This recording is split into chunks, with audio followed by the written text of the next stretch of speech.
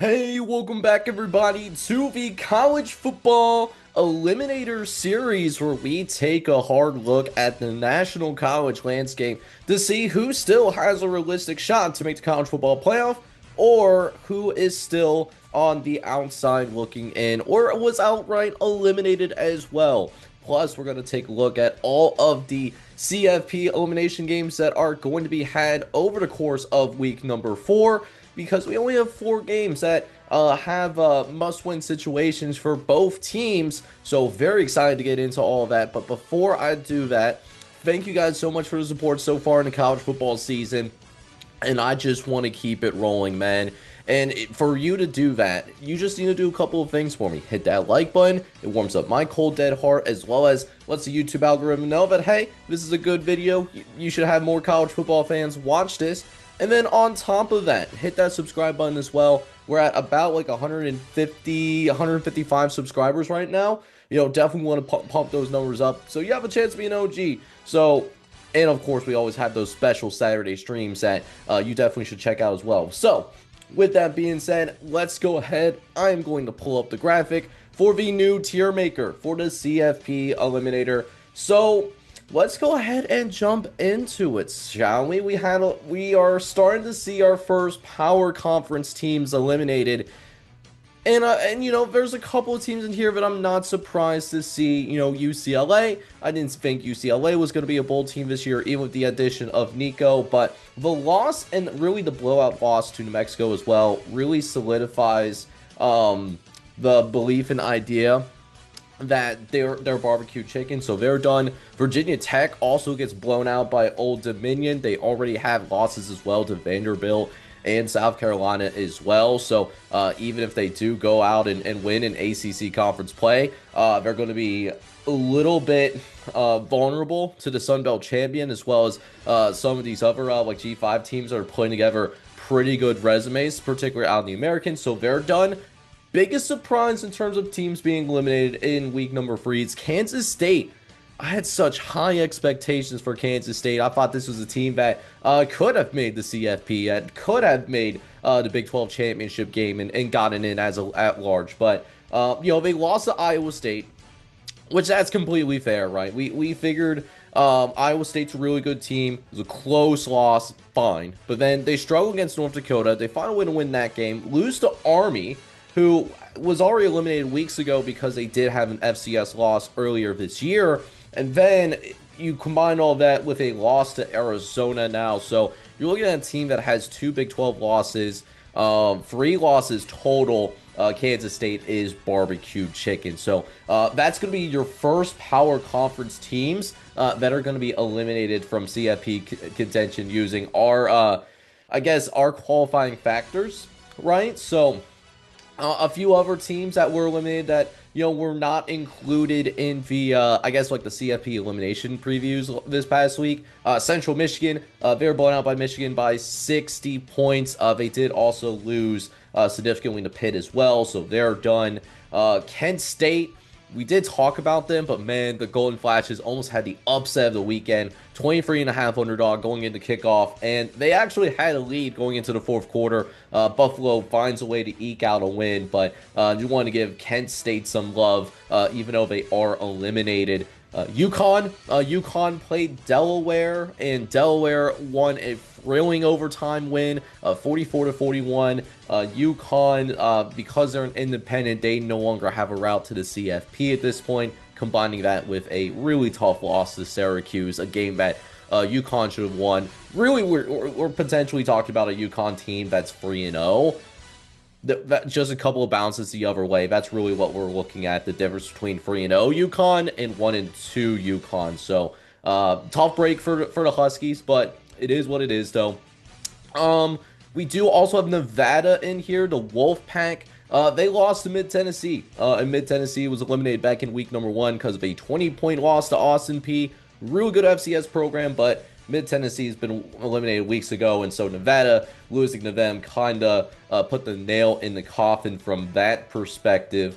Jacksonville State played a really competitive game against UCF earlier this year. They beat Liberty, so they knocked out Liberty last week, but then they had Georgia Southern Georgia Southern getting baptized by Fresno State back in week number 1. So they lost to them, so they're done as well. And then, yeah, that's really the biggest surprises here. A few new teams also entering the win out and get help. Arkansas State, they suffered their second loss, but it was a really close loss to Iowa State, so that's why they're still alive. Ohio also got their second loss, and really it's their first blowout loss of the year. They played a really competitive game against Rutgers, which keeps them alive. And then the Duke Blue Devils are in a win out and get help situation too, which for Duke it's really fascinating. So they already have the loss to Tulane, and then they have the loss to Illinois as well this past weekend. And then combining that with, I don't know, I think they also, yeah, Illinois and Tulane. Those are Duke's 2 losses right now. So for them, for Duke, really in a troublesome spot. And then finally, we got some new teams entering a situation where, they got to win out in order to have at-large consideration. Colorado is in here. They lost to Houston on Friday night. You do also see that Northwestern is in here as well. They just lost their second game to Oregon. They do also have a loss to Tulane as well. Clemson, now with 2 losses as well. You see Clemson now that they've had they lost to LSU, and then they just lost to Georgia Tech as well. So they have an ACC loss on top of that, plus that loss to LSU. So Clemson going to have to be perfect in order to have at-large consideration. Florida, surprisingly, in here as well. They lost to USF by a couple of points last week, and then they just lost to LSU too. So 2 losses for Florida already. Because one of those losses are a G5 team, that's why Florida's on here. Notre Dame also with 2 losses as well. We saw Notre Dame drop their first 2 games against Miami and as well as Texas A&M. Really quality losses. They only lost by 4 points combined, but Notre Dame not being in conference really hurts them. If they lose another game, I think they're going to be eliminated as well. They will not have at-large consideration. So no room for error for the Fighting Irish this early in the year. And then finally, the last team in the at-large section that has to win out for at-large consideration, Boston College. They had a really close loss to Michigan State a couple of weeks ago, but then they parlay that with a 10-point loss to Stanford. Stanford still in that win out and get helped here. So Boston College now with those 2 losses, no room for error for them if they want to remain alive for at-large consideration. So yeah, that is your tier maker for going into week number 4. If you have not been eliminated yet, congratulations. You're part of the top 100. As what I currently have in terms of my notes, 94 teams are still here, still standing, and still have a shot to make the CFP. But we've now gotten to, I believe it's almost 3 dozen teams that have been eliminated, not counting the teams that were not eligible because of the transition rules up to the FBS, as well as literally quote-unquote being too stupid because of the low APR score. So yeah, so that's what we're looking at. Now, as we jump into the 4 games that we have going on with the CFP elimination game, let's go ahead and get things rolling from that perspective. But before I get into these particular games, you've seen the tier maker. Let me know if there's anything that you agree or disagree with down in the comments section. Love to have that friendly banter as well. And again, appreciate your guys' support as we, getting into our first year of really covering college football at the national level. Now, with that being said, let's go ahead and get into that first CFP elimination game. And future me that's going to edit this down later, we are going to go ahead. This is going to be your starting point for future me that's going to edit this down. So, we got ourselves a little bit of Conference USA and Sun Belt crossover action in the Atlanta metro area. Arkansas State making their way down to Georgia and looking to play against the Kennesaw State Owls, making their second year at the FBS level. A battle that's going to take place at Fifth Third Stadium out in Kennesaw, Georgia, and it will be a 6 p.m. kickoff that's taking place on ESPN+. Now, both of these teams, you look at both of these teams' resumes over the course of the year and really similar paths, right? Yes, both of these teams are 1-2 coming into the contest, but you really take a hard look at both of these teams' resumes, and both of these teams have similar paths so far, right? Both teams come in with an FBS win, followed by 2 losses against power conference opponents. But those power conference losses, one of them was legitimately competitive for both teams. Kennesaw State, back in week number 1, actually was very close to pulling that upset off against Wake Forest. You know, they only lost by 1 point in a very excruciating defensive contest. Whereas for Arkansas State, yes, they were blown out by Arkansas a couple of weeks ago, but just this past week, you know, we see them go toe-to-toe against the Iowa State team that's ranked, by the way, at home. And Iowa State, you know, had some fits. You know, they had some trouble. So, you know, Iowa State was able to eke it out, but Arkansas State, you know, really saw a defense that has been really inconsistent this past year. You know, even with a solid defensive performance for the Red Wolves, this is still a team that's, you know, allowing an average of 35 points a game. But even with the loss, you could really see the confidence of this Arkansas State team growing. And this is certainly a team that's going to be dangerous offensively, right? You know, a lot of talk is going to be centered around Jalen Rayner, for example. But he's got a deep group of receivers as well to throw the ball to. One of the best offenses as Butch Jones has to work with during his tenure at Arkansas State. So he has that going in his favor.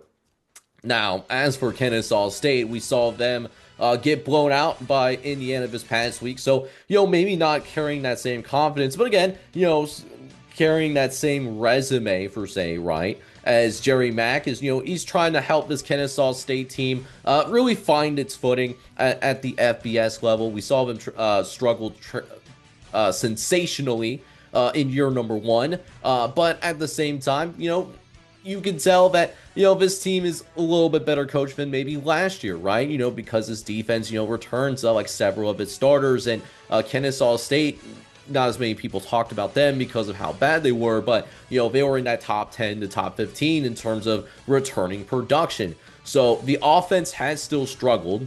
It struggled in the Indiana game. It struggled in the Wake Forest game, and especially trying to get production through the passing attack. But, you know, you could also tell at the same time that this Kennesaw State team is at least better than I think it was last year. I think it's still going to take a year or two for Kennesaw to get used to FBS football, and that's always going to be a huge transition, particularly in the trenches. So that's just something to keep in mind. But even with that, I still think that this is going to be a competitive game, because of the fact this game is going to be happening at home. Now, well, it's not just because I think that, but, you know, let's go ahead and pull up our model real quick. And actually, both FanDuel and our internal metrics are actually pretty in line here. So, as we're recording this video, right now, FanDuel has this as a 6.5 point favorite for Arkansas State, but our internal model is about on the same page here, right? You're looking at a like a 6-point favorite, so essentially the same thing. Since we've seen both teams being able to compete against a power conference opponent, I think that it's not only going to be a fun game to watch, but I think this should be a highly competitive game that, you know, it does have some shootout potential, you know, especially with Kennesaw State offense continuing to get better, even as they were getting their back blown out a couple of weeks ago by Indiana. But with that being said, I do think that Jalen Rayner in his offense, I think that's going to be a little too much to handle for the Owls, even in the safety and the comfort of their home building. So I do think that Kennesaw State, I think they do cover. I will lean towards the Owls covering, but I'm not going to go so far as to say that Kennesaw State is going to come out of this on top with a victory of their own. So we're going to go with Arkansas State winning, but it's going to be a 30-24 victory in favor of the Red Wolves. I think that defensive improvement still also happens under Butch Jones. And with that, they'll get back to 500. But Kennesaw State, to be fair to them, they do cover, and, you know, they'll still build a little bit of confidence as they now entrench themselves into Conference USA following this matchup. All right, so that being said, we got 3 more games left to go. Let's go ahead and jump right into the second one. And so the second one that we have in store for us here is Southern Miss taking on Louisiana Tech. Should be a really fascinating game. Again, like another Sun Belt versus Conference USA matchup. So the Southern Miss Eagles are going to make the short trip down to Louisiana out in Shreveport, playing in Joe Alliott Stadium to take on Louisiana Tech, as both teams come in 2-1 for a 7:30 kickoff. That's going to be happening on ESPN Plus as well. And it's going to be an interesting battle, I think, between the Southern Miss offense as well as the Louisiana Tech defense. Southern Miss offensively has looked pretty good under Charles Huff. This is a team that's averaging, 31 points a game. They have a very dynamic backfield in the Marshall transfer, Braylon Braxton, as well as running back Jeffrey Pittman as well, who's, helped produce some steady yards over on the air and on the ground.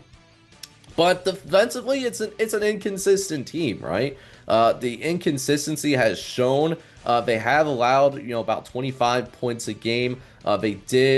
They are getting better defensively, but still, it's kind of on a drive-to-drive basis. They have shown again, they've had like good moments like in pass defense and run defense, but it's not consistent on a play-by-play basis. So that's something that Southern Miss still really has to work on before they really get into the beat of Sun Belt Conference play. Although they did end up winning the opener against App State, which is a game that we called. We did call Southern Miss winning that game. So credit to CFP Redzone for, being a little bit of a ball knower on that one. But then for Louisiana Tech, really it's an opposite problem, right? The Louisiana Tech defense, man, this defense is actually really good. They've allowed just 13 points a game. They look pretty good. I believe it was against New Mexico State this past weekend. And then even in the LSU game, a game that they lost, I mean, they stifled LSU in LSU's building in Death Valley. Could have been a game that easily could have been a blowout, but, Louisiana Tech, man, they gave them fits defensively. They only surrendered 23 points, which I think is really damn good. Particularly going against one of the hyped-up teams in the SEC. But offensively, they've been extremely inconsistent. So it's going to be a really fascinating matchup, I think, on both ends.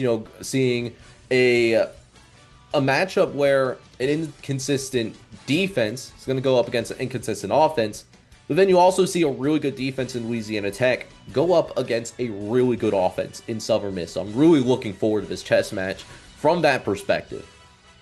I'm going to pull up the model real quick, though. And there's a fascinating discrepancy between what our internal metrics are reporting as well as what FanDuel is reporting. FanDuel is thinking that this is going to be a really close game. But the model doesn't necessarily think that. I think that Louisiana Tech could win comfortably here. I think about what Louisiana Tech did to LSU. I think genuinely Louisiana Tech is a little bit more battle-tested at this point in the year than what Southern Miss is. And I also think back to the New Mexico State game. And New Mexico, the Aggies, pretty solid defensively as well in their first Conference USA matchup. But Louisiana Tech didn't have as many problems moving the ball against them in spite of that. And, they also figured out how to slow down Tulsa's offense. And we fought Tulsa's under Trey Lamb, right? So, I think about all of that. And I think about the fact that this game is also happening in their own building. So, thinking about how this game is going to be at home, and I think Louisiana Tech is starting to find that consistency faster on offense than what Southern Miss is doing defensively. I think that Louisiana Tech's defense, I think they're going to be able to get a stop when it matters the most. They'll surrender. Ironically, they're going to surrender more points than I think they are going to give up in the LSU game. I think that does happen here. But at the same time, I think the offense rises to the occasion here. And while I'm not going to go so far as my model, in that it's going to be a 2-touchdown win for the Bulldogs, I don't see that happening. I'm not in full agreement of the model. But at the same time, I think that I'm going to agree in the model in the sense that Louisiana Tech covers here. So I'm going with Louisiana Tech winning, but it's a lot closer than what the model was calling for. And so it's going to be 31-28, maybe like a walk-off field goal to end this game, something like that. But I do think the Bulldogs move to 3-1 before they get really into the meat of Conference USA action, though. So that does leave us with a couple more games that we have going on in terms of the CFP elimination games that are happening around the country. And both of them, if you're an East Coast guy, you're going to be in for an incredibly long night. But it's an incredibly good night at the same time if you happen to be awake. And one of those games is happening at 10:15 Eastern. That game is the Wyoming Cowboys making the trip to Folsom Field in Boulder, September 20th to take on Colorado in really what is a pivotal non-conference tip that's happening at 10:15 Eastern on ESPN. This is going to be like actual ESPN, not ESPN Plus, like actual ESPN, because, you know, ESPN absolutely loves Prime Sanders.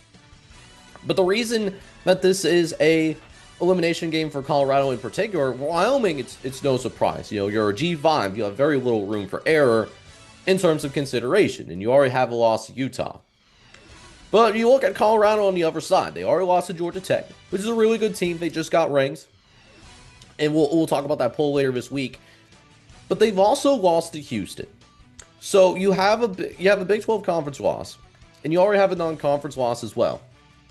You really cannot afford to lose any more games, especially if it's a G5 team. You don't have that kind of, you know, really, you don't have really much wiggle room if you're Prime Sanders and you're trying to lead Colorado to the playoffs for the very first time. And this Wyoming team, yes, it's a G5 squad. They got some offensive juice. We didn't see it much in the last game, but this is a team that, you know, can challenge Colorado defensively to a degree. I mean, Caden Anderson, you know, has been solid, you know, through the air, you know, throwing for over 500 yards and a few touchdowns this year. While their lead running back, Sam Scott, he's already piled up over 200 running yards. You know, he knows how to run the rock. And so the Cowboys, who are already looking to improve on what was a modest last season, where I believe they finished 3-9, they're really showing some signs of life under Jay Sovell, who's really building this program back up in his own image, even though he was a long-time assistant in this program. But then you look at Colorado, and it's not as positive a story, right? They've had look inconsistent under Prime Sanders. You know, really folding into big moments. Most recently, a loss to Houston, where Houston was able to pull away late. And they're still I think they're still trying to figure out what they want to do with the quarterback position as well. We saw Caden Salter start early in the year, and then we saw Ryan Stubb start this past game, and neither has really looked impressive. I'm very curious with who Colorado rolls with at the quarterback position, and if they continue to go with Ryan Staub, how much leeway does he get before someone else enters the play? Maybe, you know, seeing Caden Salter again, or like Julian Lewis, who's an incredibly talented freshman. True freshman, though. But it's not only the quarterback position that Colorado is having issues with. They're also dealing with questions around their offensive line and really that defensive inconsistency that I talked about earlier right now. So, all of this in mind, we're going to check out the model real quick. And all the problems in mind, Colorado still is a comfortable favorite, according to FanDuel and our internal metrics. So, Colorado right now is listed as a 13.5 point favorite, while our internal metrics are a little bit higher. But I do want to caution you guys that even though the talent on paper is significantly better than Wyoming's, Wyoming has already proven that they can hang around with Big 12 teams. I know it doesn't really reflect that in the scoreboard. Like, if you just take a look at the box score on ESPN or the Real app or whatever you get your scores from, it looks like on paper Utah dog-walked Wyoming in their own building. But if you really dive into the weeds, Wyoming was actually in this game for quite some time. And it wasn't until a late surge, late in the third quarter, early fourth quarter, that Utah really started to pull away. This was a competitive game for the majority of the time in Wyoming. This Colorado defense, on the other hand, has shown more lapses than Utah so far this year. So I do think that Wyoming can legitimately find some offensive success. Granted, it might not be enough to pull the upset off. I think Colorado finds a way to win 28-17. But I do think Wyoming does at least cover. And dare I say it, maybe this is a game that could be an upset alert type matchup. Especially if Colorado, maybe looking ahead to what they have to deal with in the rest of the Big 12 slate. If an upset happened here, I wouldn't be completely shocked. But I don't expect it to happen, though. I do expect Colorado to win and get back to 500. Alright, so that does leave us with one more game that we have on the docket. And that last game that we have is every college football fan's favorite test. I don't know if you guys have heard about the Hawaii test. If you're on this channel, then you probably have. But maybe you haven't. Because Hawaii test is a Hawaii home game that is always one of the last games that kick off during your Saturday experience. And this one's a good one. Fresno State is going to cross the Pacific Ocean and enjoy the beautiful Hawaiian Islands to take on a solid, not a liquid or gas, but a solid Hawaii Rainbow Warriors team out in Clarence T.C. Ching Athletic Complex. And for those of you on the East Coast, you might want to set your alarm for this one. This is an 11:59 kickoff that's happening out in Honolulu. But this is going to be a really fun game to watch. The Bulldogs, they're running a 3-game winning streak right now after really locking in after the loss to Kansas. Really steamrolling over Georgia Southern. They also got the win against Oregon State. This Fresno's team really looking good here, right? Oh, and I guess they beat Southern, I believe, this past weekend. They've really looked good. Really increasing their scoring output, while the defense has significantly improved as well. This is now a defense that has allowed less than 20 points per game. It's even lower if you filter out the Kansas game that happened all the way back in week number 0. That happened almost a month ago. E.J. Warner, who had trouble taking care of the ball early in the year, he's cleaned up his act, and he looks significantly sharper. In the running game, with a backfield tandem of Bryson Donaldson and Rayshawn Luke, they're showing more consistency in recent outings. But it's also important to not sleep on this Hawaii football team either, because they're coming in with some momentum too. Matter of fact, they already have a power conference win. They beat Stanford. And obviously, they have one of the, I guess, most underrated quarterbacks in the G5, because they always play so late, no one gets a chance to watch them. Micah Alahado, he's a stud, man. He is so good.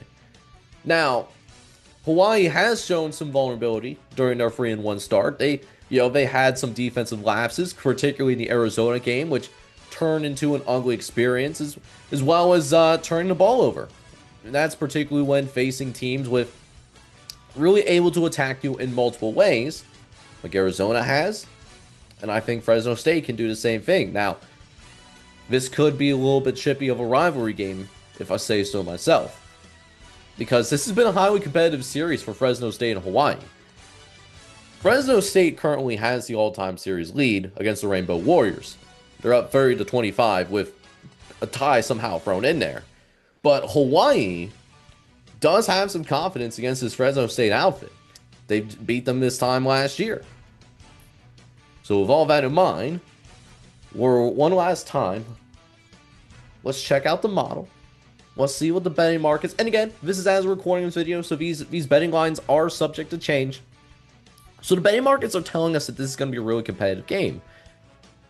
But I look at how Fresno State has looked so far this year, and they're quickly, maybe and quietly, turning into a team that's really capable of challenging the big dogs in the Mountain West.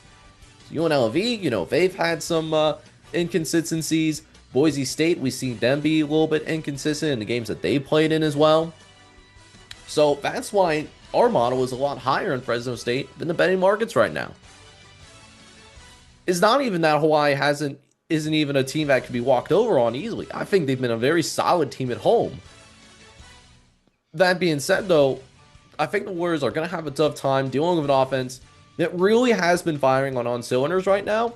It has that similar level of balance that they had to deal with when they played against Arizona. And for those that are a little bit more intimately familiar with the Arizona matchup, Arizona really had their way with Hawaii from a defensive standpoint. So I think this is obviously going to be a shootout. I think both offenses are very good. But I don't think that this is the type of shootout that I think Hawaii is going to be able to keep up with, considering we don't even know if Micah Alahado is fully healthy. He has had some injury issues this year, which could really hurt the Rainbow Warriors in terms of their ability to keep up. So I think that not only Fresno State wins here, I think they cover kind of comfortably, right? I think we do see Fresno State winning 38-27 in a game in which, if you do have a chance to watch it, maybe you can't sleep or something, definitely turn this game on. It's going to be a really exciting game to watch. So guys, with that being said, that is going to wrap up our CFP elimination special. We talked about 4 games that have CFP elimination implications, at least in my mind. You know, let me know what you guys think about any of the previews that are happening in terms of the state of the national picture as well down in the comment section. And if you haven't done so already, if you made it through this whole video, you're a real MVP. I just want to make sure you know that. And with that, if you enjoyed this video, make sure you hit that like button and also hit subscribe if you're brand new. Many of you that watch my videos are not subscribed yet. I'm not going to pull up the numbers because I'm not that type of person, but there's a lot of you that watch my videos that are not subscribed. And all I'm saying is, what are we doing? What are we actually doing here? So, you know, you have a real chance to be an A1 since day one. And with that, you should hit that subscribe button. We do some awesome things, particularly on Saturday. So with that being said, I'm your host, Jake of College Football Red Zone, signing off. Hoping you guys are all out there having a good one. Take care, everybody.